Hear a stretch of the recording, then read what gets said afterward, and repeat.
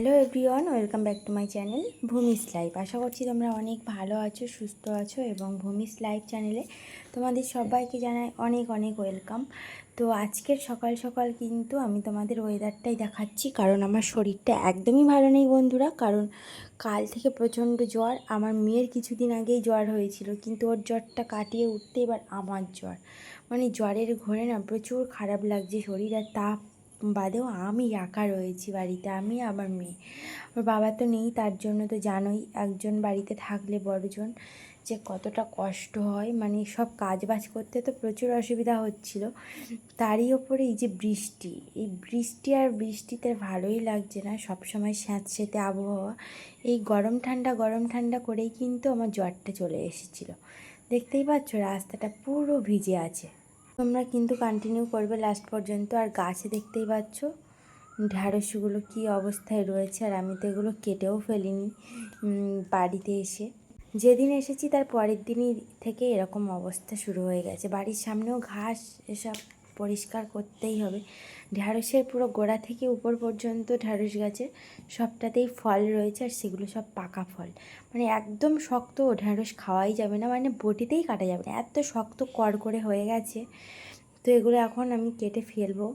তো তার আগে তোমাদের পুরো ভিডিওটা দেখতে হবে। আর বাড়িতে যদি আঙমাস না থাকা হয়, বাড়ির সামনে কত রকমের ঘাস জমে যায়, তাই না? তো আমি দেখো পরপর করে এখন ঢ্যাঁড়সগুলো কেটে ফেলেই দিচ্ছি। তার আগে তোমরা পুরোটা দেখবে কিন্তু।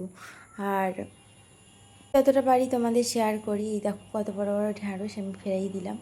তো তোমরা পুরো ভিডিওটা দেখবে, লাইক করবে, চ্যানেলটিকে সাবস্ক্রাইব করবে। এই দেখো সব ঢ্যাঁড়স, চারিদিকে শুধু ঢ্যাঁড়স আর ঢ্যাঁড়স। মানে যেখানে যাবো শুধু ঢ্যাঁড়স গাছ, আর গাছের মধ্যেই সব বুড়ো বুড়ো ঢ্যাঁড়স। তো কি ভালো লাগে বলো এইভাবে। আর জ্বরের মধ্যে উঠেই আমি কিন্তু এইসব করছি। আর তার সেটা তো একটা কারণ। আর তা বাদেও আমার মেয়েও কিন্তু আমাকে ক্যামেরা ধরে দিচ্ছে, জানো তো। এই দেখো কত ঢ্যাঁড়স আমি সব ফেলে দিচ্ছি, সব শক্ত শক্ত ঢ্যাঁড়সগুলো। আর আজকে যে দুপুরে রান্নাবান্নাটা কী করবো সত্যি সেটাই অভাবনীয়, কারণ রান্না করতে একদমই ইচ্ছা নেই, ভালোই লাগছে না কিছু। তো তোমরা পুরো লাস্ট পর্যন্ত দেখো, আমি যতটা তোমাদের সাথে ভিডিওতে পারছি শেয়ার করব। আর যতটা পারবো না আর কি করা যাবে বলো। তোমরা মানিয়ে গুছিয়ে নিও, লাইক করো, আমার চ্যানেলটিকে অবশ্যই করে সাবস্ক্রাইব করো। এখন কিন্তু বর্ষাকালেও আমাদের এদিকে কোকিল লাগছে, জানো তো। আমি যখন ভয়েস ওভার দিই আমার পাশের গাছেই কিন্তু একটা কোকিল লাগছিল কুহু কুহু করে। এখন আর বসন্তকালে কোকিল ডাকে না, এখন সব দিনকালটাই অন্যরকম। তো আমার জ্বরের পরের দিনই তোমাদের সাথে আমি ভয়েসে শেয়ার করছিলাম, কিন্তু রাতে আর কোনো কিছু করতে পারিনি বন্ধুরা। রান্না আমি সোজা বাজারে চলে গেছিলাম সাইকেল চেপে, আমি আমার মেয়ে। বাজার থেকে পকোড়াটা নিয়ে এসেছি, আর নিয়ে এসেছি এই যে দেখো চাউমিন। আর এইখানে এত চাউমিন তেল দিয়ে ভাজে, মানে প্রচুর তেলাক্ত খাবার, আমি লাস্ট পর্যন্ত খেতেই পারিনি। তো আরেকটা জিনিস আজকে বাজার থেকে নিয়ে এলাম, জানো তো। এটা আমার অনেক দিনের আশা ছিল আমার রিসেপশনের ফটোগুলো নেওয়ার। তো আমার প্রায় 8 মাস পরেই ফটোটা দেওয়া হয়েছে দোকান থেকে। তো কাকুর অনেক কাজ থাকে, ওই জন্য আর কি ফটোটা রেডি করতে অনেকটাই সময় লেগেছে। তোমাদের কেমন লাগলো জানিও। আরও একটা ফটো পাবো, কিন্তু সে ফটোটা এখনও পর্যন্ত দোকানে আমাকে দেননি ওনারা, বললেন আর একটা দিন বাদে গেলেই দেব। তো আমি সেটাও তোমাদের পরে ভিডিওতে শেয়ার করব।